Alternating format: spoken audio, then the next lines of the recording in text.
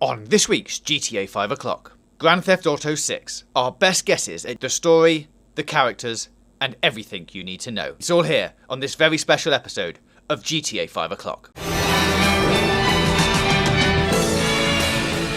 Hello and welcome to this special edition of GTA 5 o'clock. It's the first episode we're doing in 2018, and as a special treat, it's all about GTA 6. Joining me to talk all about it is, I was going to say regular host, but a host of the previous show is Dan Dawkins. Hello. Hello, Dan. So a bit of context then. When we were talking about GTA 5 back in the day on GTA 5 o'clock, that was maybe 2 years before the game came out? Yeah, about 2 years, but I mean, they had literally just announced the game, so we did have an actual thing that was happening to talk about. Let's be honest, is GTA 6 going to happen? Yes, it is going to happen. But, hey, we could be quite a way off an announcement, which we're going to talk about. But what I really wanted to do was to address a lot of the wild rumours that are doing the rounds in this, this sphere of YouTube commentary and predictionation, to talk about, sorting the nonsense from the sort of credible beans of truth. Okay, so what we're going to do is we're going to go through what Rockstar have said on record about GTA 6 and the development of the game and that kind of thing. We're going to look at where it's going to be set. We're going to look at some of the story and the characters and the gameplay techniques that they might use. We're going to go through all of that and basically say how realistic we think that is based on previous experience and what we know from the industry. Correct? Correct. Great. Well then, let's start at the beginning with the thing that has the most basis, what Rockstar have actually said about GTA 6 on record, which isn't a lot. Yeah, not a lot. And the brilliant thing is, the most concrete thing they've said on record is from a man who no longer works at Rockstar. That does cause problems. But he was a very important man. So this is GTA and, Rockstar North's former president, Leslie Benzies, and long-time listeners of GTA 5 o'clock might recognise him because he did an exclusive set of interviews with us back in 2013. Some of that's actually still very relevant today. Now, what he'd said back in 2013, this is in an interview with Develop magazine, he'd said, "We don't know what GTA 6 will be, but we've got some ideas." And he said, "We've got 45 years worth of ideas we want to do. We'll pick the right ones." He says, "It comes from the idea first. Where it's going to be set is the first question. Then it defines the missions. You're going to do different things in LA than you're going to do in New York and Miami."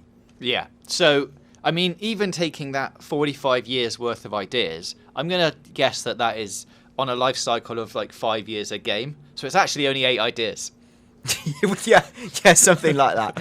I think the thing is interesting and the core point to make is that even though Benzies has left, it seems unlikely that Rockstar would have changed their entire development paradigm in his absence. And I think something they've always talked about for their studio is how incredibly sort of flat and collaborative it is. And this was talked about in the Develop interview, where anyone, from scripter to animator or whatever, can throw in ideas. And if it's good and it sticks. So I wouldn't have thought a massive ripping up of the methodology would be on the cards.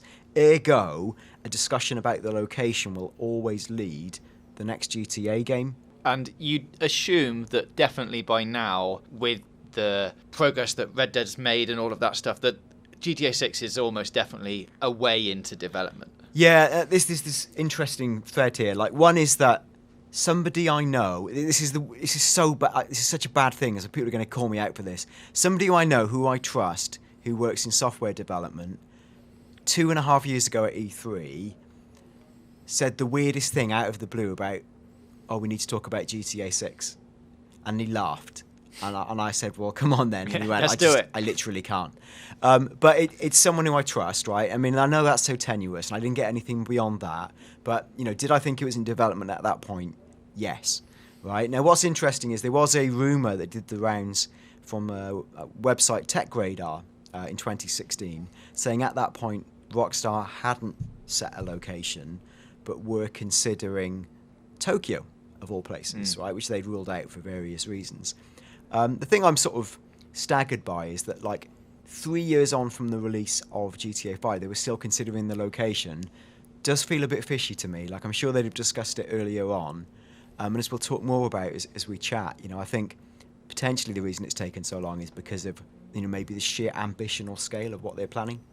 Yeah, and if you are going down the fact that they haven't quite decided on it yet, then there's a number of factors at play in maybe it's multiple locations, maybe the events of the world that have happened in the last 2 or 3 years have changed a lot of things internally, because there's definitely a lot more stuff for satire now around. Oh, so much. And I think it's a coalescence of all those factors. And the big top layer on all of this, and this is something that you've spoke about, James, with me in the office, is that the thing you have to consider is nobody knew how GTA Online was going to go at the point when they released it. And it did take a while to sort of turn on after they released GTA 5. It's unequivocally had teething troubles. It's mired consistently in controversy because people get angry about it, because people get angry about everything.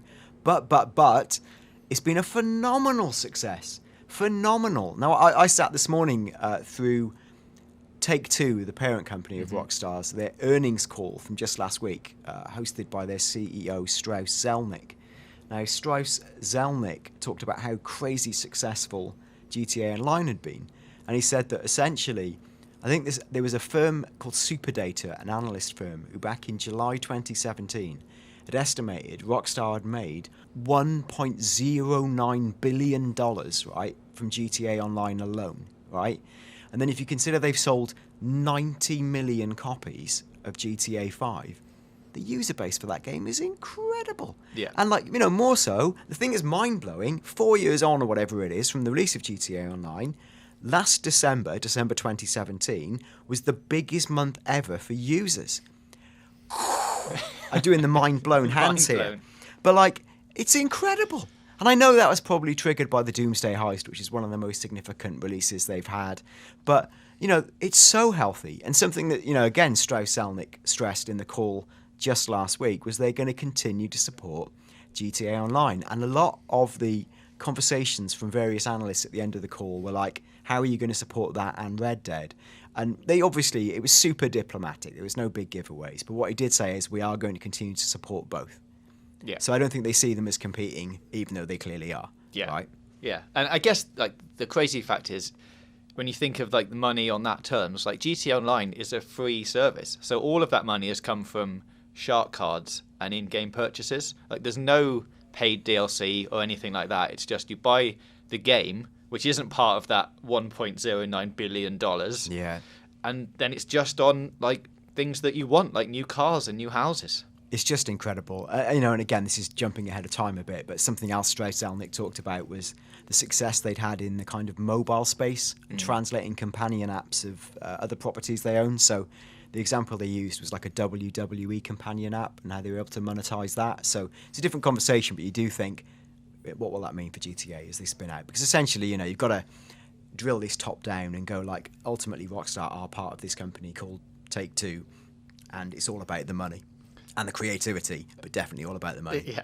So that's where we're at in terms of Rockstar then. If we're going to aim for a release date, you don't have to pluck it out of midair. You can use some techniques to go, well, it might be here, and that date is going to be quite a long time away, because if you look at previous examples from announcement, you've got to wait at least 2, 3, 4 years before that game even gets near to being released. Yeah, so I've just written an article for Games Radar related about everything we're talking about today. In it, I've done a little bit of spreadsheet maths when I've looked at the release of all the major consoles. I love a spreadsheet. I love this spreadsheet more than the normal spreadsheets I look at. And I did a little comparison of all the major GTA console games, the day they announced them and the day they were released, and then looked at the gap between announcement and release, right? Then I looked at the gap between releases. So what was the gap between the release of GTA 3 and GTA 4, or the announcement of GTA 3 and the release of GTA 3? Mm-hmm. So that's all in there, right? Now, what was very clear was back in the early 2000s when they were releasing GTA 3, GTA Vice City, they were able to put them out, initially on a yearly cycle, because it didn't require anything like the level of technical heft and development cycle. And the announcement to release windows were as low as 5 months, or maybe even 4 months for some of them, right? But as you move towards GTA 4, the leap from San Andreas to GTA 4, you start to look then at a gap between announce and release of nearer to, say, 22 months. And it was exactly the same between, I think, GTA 4 and GTA 5, about a 22-month, 23-month gap, right? Now, who knows? The future may not represent the past, as all stockholders and etc. say, right? But if they were to maintain that gap, and assuming that they are not going to announce GTA 5 before Red Dead Redemption 2, which, let's face it, would be sort of lunatic. There's no way. There's no way they're going to take their own thunder from a game and be like, hey guys, Red Dead's out soon, but also take a look on the horizon because GTA 6 is coming. It's just literally no way, right? And so Red Dead is out on the 26th of October 2018. So even in the craziest scenario where they announce GTA 5 the day after, which they won't, right? If you were to extrapolate out sort of 22 to 23 months after that, which is almost 2 years, you're looking at essentially a late autumn fall release for GTA 6 in 2020. Now, wow, probably more likely is they're going to announce GTA 6 sometime in 2019, maybe like early 2019-ish, right? You're still looking at late 2020, early 2021. And that's without the potentials for delays. Yeah. And that just seems so certain. And so the only thing I would say as a potential rejoinder to that is I've written about this on the article I've written for Games Radar.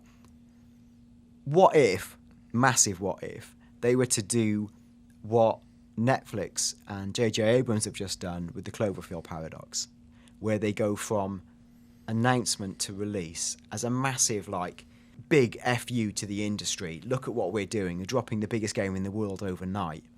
And I think I joked about this back in the days of GTA 5, but I think we're still quite a way away from the reality of that, because there's a reason there's an announcement and a hype cycle and a release cycle, and a lot of it is to do with pre-orders, physical sales, hype, building audience, all that stuff that's about making sure a game's a success and creating an insulation window where you definitely know a lot of people are on board from day one. Yeah.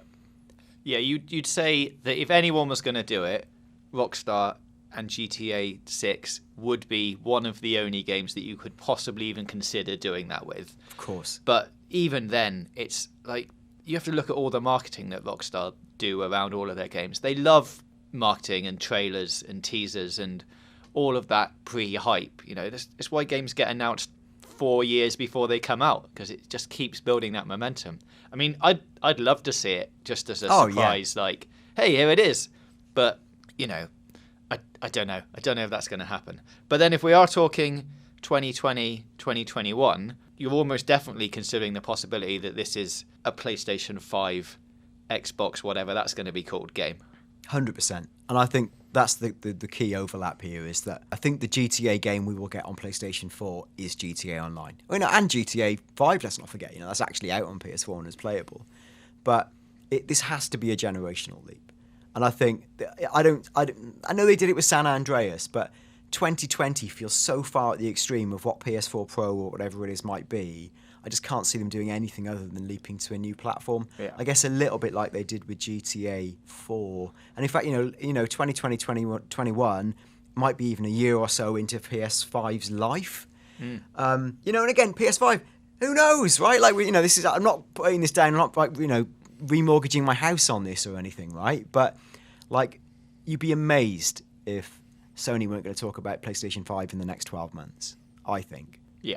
And ergo, there will be conversations in the background, and I think Rockstar will be building for a brand new platform, because essentially, again, like we've talked about, this is all about building a spike in the ground or a user base who will then play out the next 4 or 5 years of GTA Online. And I don't see the reason to build that again on the tail end of PS4. No, especially when you've got the support base of Red Dead Redemption 2 and its online component to carry you through the next 2-3 years to the end of the PS4 life cycle before you start generating ideas for new games and new online things like that. It fits perfectly into here's the new thing for the new console. 100%. So I mean, are we saying that out loud? And I agree with this. Is late 2020, early 2021, probably the earliest we're going to see GTA 6. Yeah, on a next gen machine, I'd imagine. Yeah, I agree. So I think what we could do now is maybe dive into some of the crazier rumours, and they really are rumours, about settings and that kind of stuff. And there's already loads of theories online. I'll be completely honest with you, with my sort of evidential hat on, a lot of it is no more substantial than, like, you know, the froth off a latte, right? It's completely...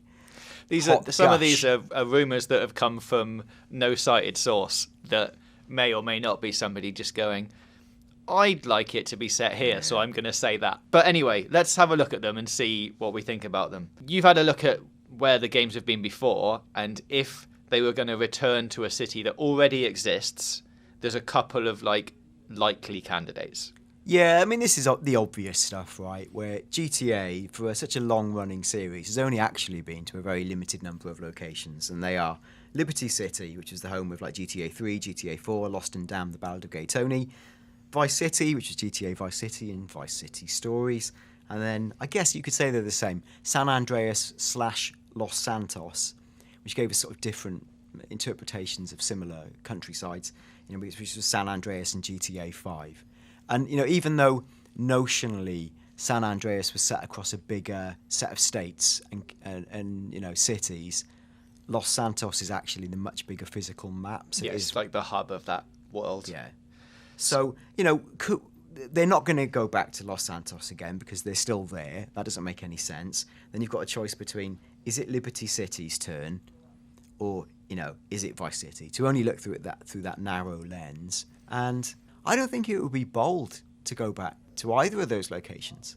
As much as people are, you know, excited about, say, Vice City returning, that's the one everyone is crazy for. Like, I was on GTA forums this morning looking at their poll for the most popular location amongst, you know, readers, and yeah, it was unequivocally Vice City, because we all like Vice City. Yeah, because it's cool in its 80s, and, you know, there's a lot of people grew up with those kind of songs and that imagery and stuff, but I think you're right. I don't think Vice City nowadays is as appealing to the audience that they'd want as it was back then. Yeah, I agree. And there's even quotes, and this is in the Games Radar article, from I think either Leslie Benzies or perhaps one of the Hauser brothers, you know, the sort of like creative leads of Rockstar, saying essentially, you know, Vice City is a cool place, but it's all about the era. Like, if you don't set it in the 80s, it just isn't the same vibe. So I don't see why they'd want to remake a 1980s, you know, on its own, as a singular location. I just think it's a bit backward looking, it's a bit restrictive. The theory I like more, though again, I don't know where this is really coming from, is this idea that GTA might expand to encompass multiple states. For example, this is wild, all 52 states of America. Really? Yeah, like, I mean, like, really? The crew's doing it with cars and planes and things, but I mean, that's just roads. I mean, I say just roads, but you know, it's like a driving, flying simulator thing. But if you're trying to populate those cities with NPCs and shops and some kind of like interior stuff, like, it's crazy. That's a crazy amount of work to be doing. It's just insane. And when you go back again to what Leslie Benzies had told us on GTA 5 O'Clock in 2013, he talked about his dreams for GTA Online and where it could go. And he'd said essentially they weren't going to stop until they created the world, right? GTA World, and sort of said, there's, you know, aside of the size of the disc and the memory, there's no reason we can't do any of this. It was all very pie in the sky, to be honest. You know, you could tell that. But, you know, that was clearly the way they'd thought about, can we make this the world? And then actually, while he was talking to us, he'd scaled that conversation back to say, but we do have some locations that are familiar to us we could go back to. Winky wink, and we were going to laugh. And, like, we didn't get him to say, you know, we want to shake him and go, it's Vice City, isn't it? And, you know, he didn't say that, obviously. And 4 years on from that conversation, GTA Online hasn't gone anywhere apart from Los Santos. Like, it's created new interiors, given us new vehicles, a new kind of narrative with the Doomsday heist. It's even given us, like, you know, crazy stunt missions and God knows what. But it definitely hasn't spilt out to a new location yet. No, and I think if you're looking at the future of GTA Online, like for GTA 6, then that is maybe something where you can see it going. Like, you could make that world bigger, have more states in it, because then you're not reliant so much on the game disk and the memory, and then you're just in the cloud and server side, and it's all the stuff that they can fit on that. So it's more likely that you'll get a bigger expanse of different cities, different places to go for the online element, and maybe you'll just get a single player version of the game set in, well, one or multiple cities. Yeah, and I guess this is where potentially the conversation also interlinks with the lead characters conversation, where again, Rockstar had said to us when we talked to them, one of the reasons they use multiple characters, there's two main reasons they use multiple characters, right? One was that it was essentially a game logic way to allow you to teleport across the map. So rather than going from like the city of Los Santos to the very northern tip, which is a hell of a drive, it's like a 15-20 minute drive right in the game, they could like have secretly put Trevor off camera to the north, so when you warp into his body you're already there. So they openly said it was a game design device to do that. They also said it was about kind of resolving the conflict in the types of different players who play GTA, so that some people play GTA and just wanted to play it almost like, I guess, like an aspiring young hood or a gangbanger, bling life, rap music, shooting it up, all very exciting, right? Other people wanted to play it in this very conservative, doing things the proper way. Stopping at the lights. Yeah, and that sort of thing. And then there was another strand of saying some people are just, sociopaths and they want to go in and just do the rampage modes and kill loads of people. And, broadly, those were the roles that, Franklin, Trevor and Michael appealed to. They allowed you to, within one body inhabit a different type of behaviour. So for Trevor to go nuts and kill loads of people was completely in character. But if Franklin or Michael had done that, it would have made them a lot less sympathetic. Yeah, and you do find yourself using those specific characters to do specific things. Like if you're going to go rampaging around the map, you're like, are you Trevor because he's mad? Yeah. And so taking that further, that's such a good device and so consistent. Why would they drop that now, right? I don't see any reason they would drop that. And if you're talking potentially about a game that's spanning a bigger set of locations or a bigger set of cities, it would be very easy, for example, to have one lead character in one city, one in another, one in another. So there's like 3 coexisting big city worlds which could map into GTA Online, and then if you switch between them, you're switching characters, not physically driving between these places. Or you could use that mechanic like they used in St. Mark's Bistro in GTA San Andreas, was it, where you flew in a mission up to the sky and it looked, oh my god, I'm literally flying to Liberty City, but then after a point the game tricked you and dropped away and you were actually secretly ported to. So I think, they would do something. I can't imagine you could physically fly between, say, either or 52 states of America, or at another extreme, Vice City, London, and Tokyo. It just sounds too, doing the hand blowing thing again. No chance. Yeah. Well, then why would you want to? Like, think how long that would take. Like, if you're just doing that, and all you've got to do is fly the plane across. I mean, some people will obviously want to. I know. But, you're looking at, like, it takes an hour to get over there, and you're just like, no, I need a quicker way of doing this. So let's quickly go through a couple of other locations that have been bandied around. A return to London, potentially, but more likely unrealistic, right? Yeah, there were quotes from The Guardian, who did an interview with Dan Houser in 2013, who talked so much about the sense of American identity related to GTA and how to set it somewhere else might kind of change what that game represents. And I guess very practically, a lot of people have pointed out they'd have to almost remodel every single car in the entire game in the history of the series. There's all those kinds of things. You might need all new brands and blah, blah, blah. I'm not so concerned about that. I think, on one hand, I'd have completely dismissed London. I think it is a bit of a throwback. But recent world events does make it a much more attractive setting to say topical things about the world.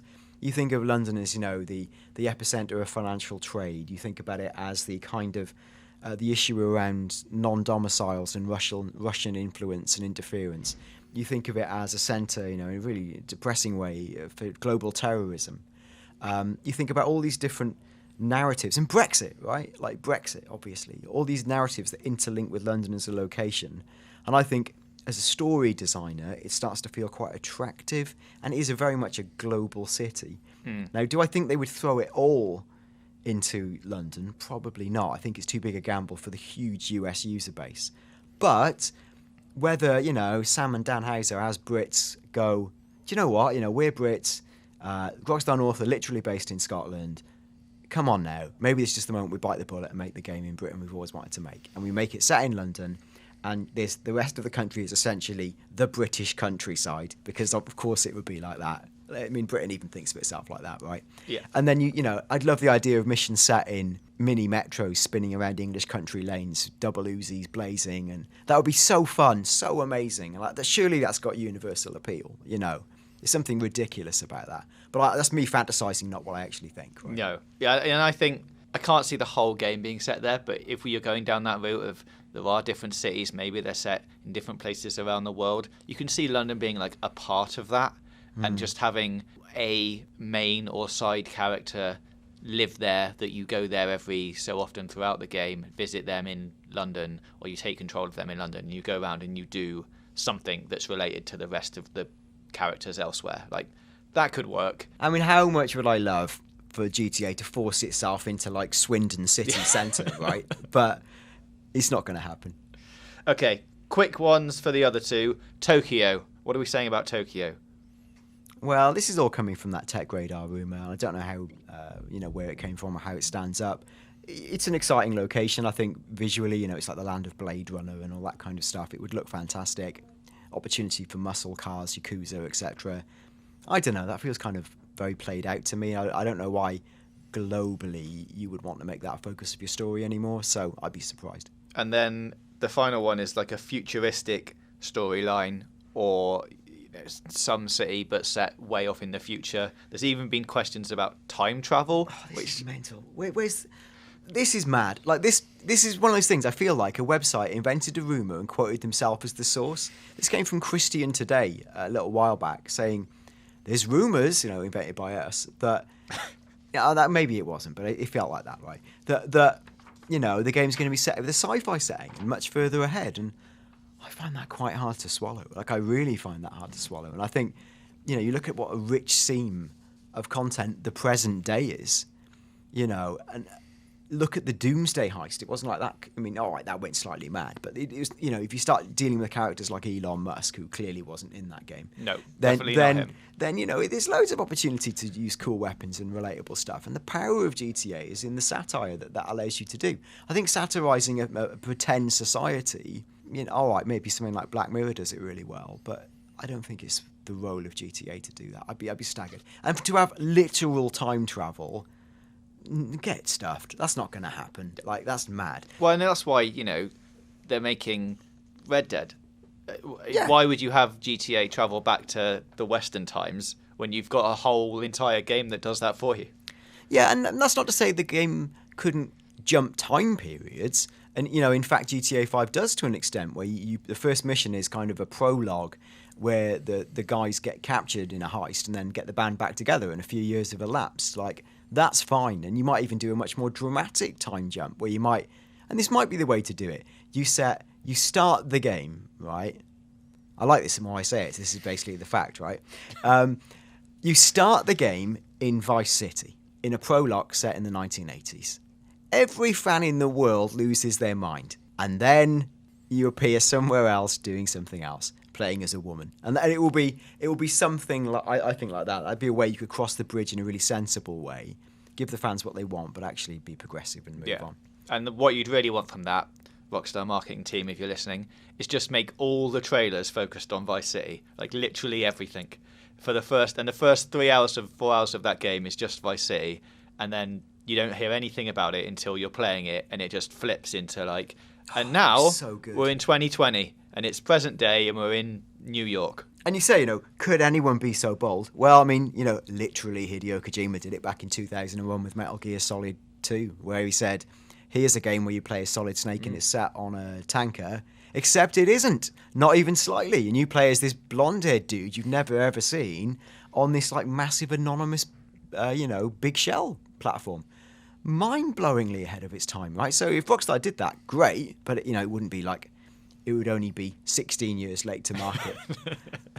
But like Apple, we'll treat it as new because it's it's happened. Because it's coming from Rockstar. I mean, this is sorry, we're lapsing into fantasy again here, but what I think would be a really cool thing for a first trailer would be to just show a teaser of a location and show one playable character and definitely make that a woman. I think, and just give the world the idea that you will only play as a woman, because I think it would be hilarious how that would play out in some of the less progressive online communities. And I mean, let's be honest, of course you're going to play as a man. Of course you are, right? They're not insane. They're not going to not let you play as a man. But I just think that would be a funny thing to do. Yeah, I wanted to add in, and then in the second trailer, you add in some character switching. It switches to another woman. Oh! So you think you're going to... They're like, oh, this guy, they fixed it. Oh, what? Savage. Okay. Savage. All right, well, let's talk about the stars of the game then, and how the characters are going to interact in that world, and the possibility of having a female star, which GTA hasn't done before. And all signs point to, yes, they could, but they're not necessarily going to do it just because they have to. Yeah, I think at this stage, it would be horrendous and tone deaf to not include a playable female character. It's the obvious move to represent 50% of the human race in a playable form. Like, it's beyond saying now. And I think outside of that, the social and political momentum around, women's rights is so loud, rightfully so, that they've just got to do it. I'd be staggered if they didn't. Like, you could sort of go, aha, they haven't. How daring. But it wouldn't really be to any progressive end. They've just got to do it. So on that vibe then, what do you think the possibility of customizable characters are at the beginning of the game? So you get the choice, and then everything's centered around you as a person looking how you want.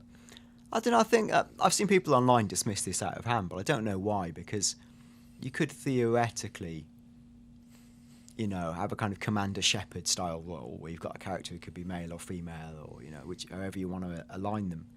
But I guess the only challenge with that is that, say you are having multiple protagonists for all the reasons we've just stated, is it then like you are you and have to be a bit blank canvassy, and then there's two people who definitely mean something? I don't know what he means in the context of multiple playable characters, is what I'm saying. If that is definitely going to remain a thing, of course. Yeah, of course. Another massive assumption, but I think it probably will remain.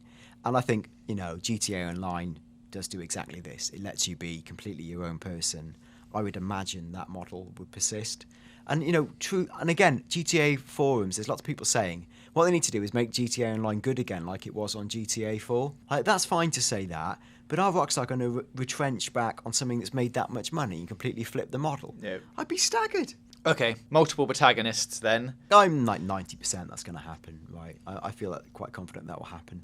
The interesting spin on that is, again, there's unsourced rumours going around that Rockstar might do a flip on, multiple characters where one person plays as a goodie and another as a baddie, sort of cops versus robbers. Now, where does this come from? Like, number one, probably from within fan communities. There are GTA players, online players now, who role play as cops. Mm-hmm. You can read about that in the Games Radar article I put up. Now, the other side is, and again, I don't want to apportion too much grand claim to this, but I think I literally said this on GTA 5 o'clock about 5 years ago, where I'd said, wouldn't it be cool if you played from two perspectives? And this was, again, based on what was the big show of the time, like The Wire. The Wire's ancient now, right? But that did force you to look at a complex crime or political or whatever it is network through different eyes. And that's something that I think Rockstar could very definitely play upon. And I think it would be quite interesting to... And I think this is where I think thematically it's interesting. If you think what's one of the biggest themes in the world right now, is this sense of like fake news, rise of autocratic leadership, and increasingly partisan extreme politics. And this idea that people belong in one tribe or another and never the two can meet, and we're due for all time to headbutt against each other and calcified belief sets, pro-Brexit, anti-Brexit, Ramona, I'm a staunch Brexiter. It's so aggressive. And surely Rockstar will have something to say about that, and potentially how dangerous and stupid it is, right? And I think you could really do that in a story where, unique characters have very calcified belief sets and are forced to come together in different ways. I think that the criminal and police angle is a good one. I think that from a story perspective, that's quite a difficult thing to tell, because if you're playing as the police and you know of or don't know of a criminal activity that you've already planned or are going to do, it becomes a difficult thing to then let that play out and you try and stop a thing that you've already planned via another character. Like I think that's a hard storyline to tie together. I mean, I'm not saying they can't do it, but it's a difficult hard, though, concept. Right? It's hard. The one way you could do it, though, this is really conceptual, is imagine like the Doomsday Heist, where you play. It's a co-op story mission, essentially, right? What if you made it like an overtly confrontational co-op mission? But I've no idea what that means for story structure. Like, does it mean like one of the people wins the story and then the story goes a different way? That would be a fascinating dynamic, but God knows how you make that stick in reality. Yeah. Or I guess you have multiple characters, but you play through the game 3 times and see the stories from different perspectives. So you play as the cops one playthrough and you see how that works out, and you play as then the criminals in another playthrough and you see all the planning and the behind the scenes stuff that went into all the stuff that you did. And then you play as someone else, and maybe all of those 3 storylines with the NPCs change the interaction some way. Like if you do one thing in the police playthrough, someone might come to you and go, "Oh, I saw these guys robbing that bank," and you get a bit of a tip off or something like that. But right, couple more things. The chances of it being a fully VR game, I would say none, being blunt. And again, I played LA Noire and HTC Vive back at Rockstar's HQ last November, and I thought it was amazing, like mind-blowing, like also sort of quite unobtainable. Like, could I afford a PC and a HTC Vive to run it? Like, well, you know, would I want to pay for it is the question. And probably on both counts, no. But it was amazing. Right? It was absolutely amazing. And it did really feel like being in a universe. You know, you look down, you had these twin controllers in your hands, you could throw pencils around, you could run amok, you could drive the car with one hand and flick the V signs to people as you went past, you could physically punch people, you could pick up a gun. It felt incredible. It was so dizzyingly, you know, intoxicating. But at the same time, part of you went, God, imagine this in GTA, imagine this in GTA. Like, the first time you kill someone or stab someone in first-person mode, I found that really a bit hard to take. It was rough. I thought that was like a massive disconnect. And you get into this whole moral, ethical spectrum then, right? In VR, even more so. If you went into a crowd of people with twin machine guns, shooting them up with PS5 graphics in VR, that is a dark place. It's a fun place, potentially. But wow, they've got some things to talk about then. And outside of the moral aspect, technically, holy wow, that is tough. Yeah. Like, walking in a first-person game is a nightmare. You know, even in LA Noire on Vive, they had like 4 different options for walking. But, you know, the most successful was essentially the point your own hand forward and follow the dot you put on the map. It felt so unnatural. I don't know, I just think technically. And more than anything, like economics again. How many PlayStation headsets have sold? How many Vives have sold? Are they compatible with each other? No, not really. It doesn't make any economic sense. You can definitely see a GTA 6 VR themed spin-off like the LA Noire case files, or maybe certain elements of that game. You know, like you go into an internet cafe in the game and there's a VR area where if you put on your own headset in your house, you get access to certain mini games or special things that are going on. Like, that's probably more likely. Definitely. That makes a lot more sense. And like, there's all sorts of ways you could spin that, even to some of the sort of more nefarious or seedy parts of, like, you know, GTA life would definitely work in VR. And I think what's interesting is Strauss Zelnick again, you know, the CEO of Take-Two. He's on record quite recently talking about essentially he's much more in favour of AR, augmented reality, which is what Microsoft are rumoured to be looking at, and various other firms, than he is VR, because again, you're not strapping a giant thing on your head. You look at the success of Pokemon Go, you tie that up to what we've just discussed about Take-Two already having interest in the mobile space and the success of the WWE. An augmented reality mobile app that works with GTA feels a lot more interesting, I think, you know, and economically much more viable. Okay, well, we should sum all that up very briefly then. So we're into our best guesses for GTA 6 now. So I'm going to fire some questions at you and you can just fire them back. Okay. So release date. Fall 2020 up to fall 2021. Platforms. PlayStation 5, whatever the next Xbox is, it might still be X. PC eventually. Can I add one thing to this? I think where Rockstar want to be, though the world may not move fast enough for them, is a place that's beyond platforms. I think they'd like to be essentially in a cloud and accessible where anyone can play a video game. The big thing to throw in here is Google are planning a game, I say console, it's more like a service, right? And it might just play not that exciting Android games before we all lose our minds. But there's a lot of activity and movement around services like PlayStation Now. Google are talking a similar way. I think Rockstar will have their eyes eventually on a prize that's beyond consoles.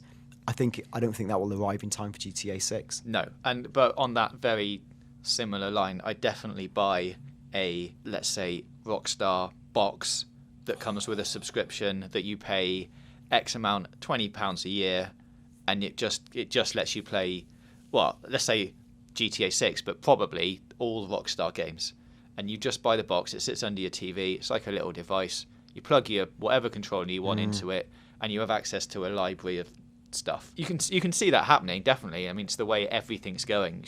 You subscribe to Netflix, you get all the films. It's probably more likely that one of the bigger consoles will do that. Like, you'll subscribe to like the PlayStation box, and then you'll get all the Sony box, and you get all of that stuff. But hey, Rockstar have got big enough dreams and ambitions that they could just release a single, we're taking our games off your platforms now, and you can only get GTA 6 on this box. I mean, wild. GTA 7 probably, but I think it's a really interesting thing. I think they'd be more likely to partner with someone were that to be the case. Massive caveat. Strauss-Zelnick did actually get asked a question like this in the latest earnings call, where he very diplomatically talked about the strengths of working with their partners and this sort of thing.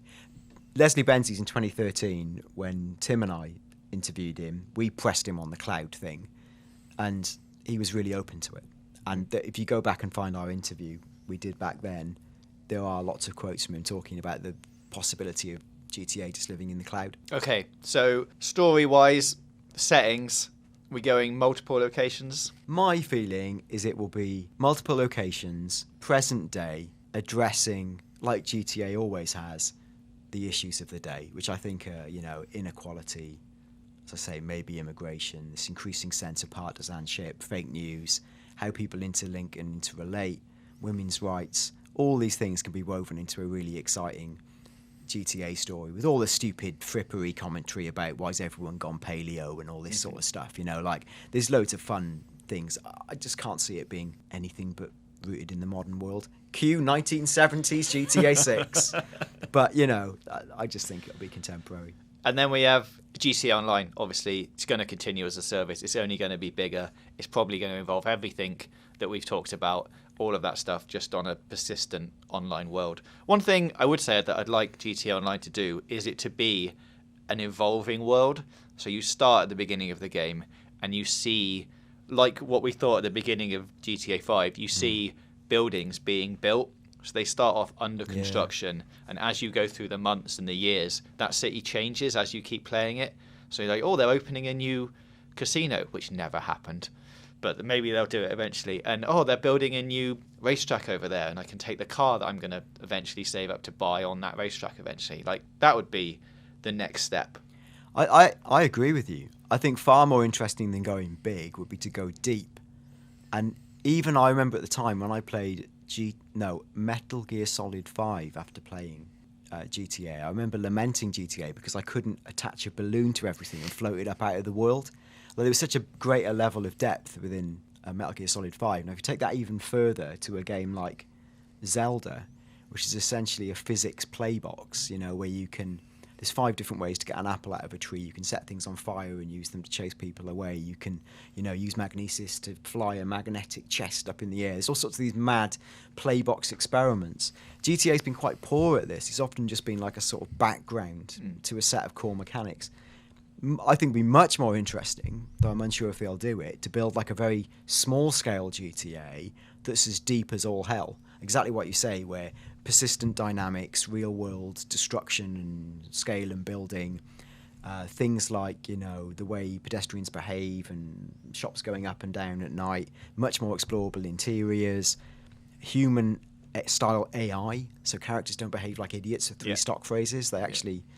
much more believable. That would be fascinating. And that's what we thought we were looking at when we looked at some of the stuff for GTA 5. Like, there'd be rubbish collection days. Yeah. Every Tuesday, Yeah. the rubbish men would come and take, and it would pile up for the rest of the week, and then eventually they'd come and take it away. Like, that kind of stuff would really, really make the world come alive and be like totally different to anything they've done before. Especially if what we all like to do is, follow NPCs around and see what they do. If they actually had jobs, and you could follow them around, and you do something to them, or you see something happen, and then they get fired, and then you can just follow them through what happens after that. Maybe they get another job, maybe they lose their house and then end up on the streets. Like, it'd be great to follow some of those tiny stories that you might not ever see, but if you do follow one, you get a whole new experience. See, that's quite clever, because you wouldn't have to make every single character in the world with their full multi-featured narrative. You could build a few, so for people who are looking, you only have to see a few, and it creates the illusion of a bigger world or a bigger set of,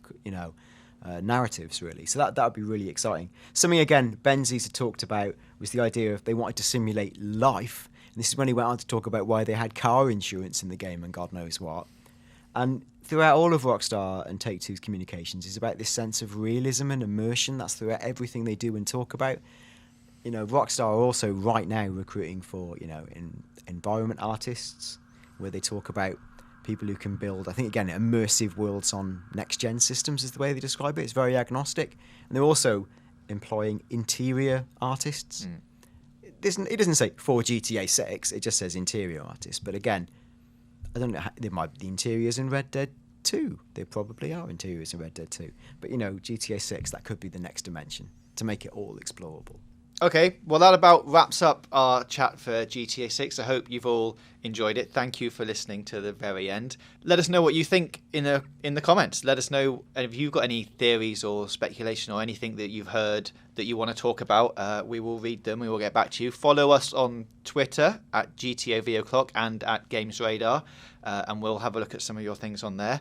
Me and Dan will probably be back for another special episode at some point. And hey, if you want, we might even look at a Red Dead type thing at some point in the future, because that is the next game that's on the horizon. Hopefully, now we've done 3 GTA 5 o'clocks within a 3-year span, things can accelerate. That's right. Okay, well, that wraps it up. So thanks for listening. Let us know what you think in the comments, and we'll see you again here very soon.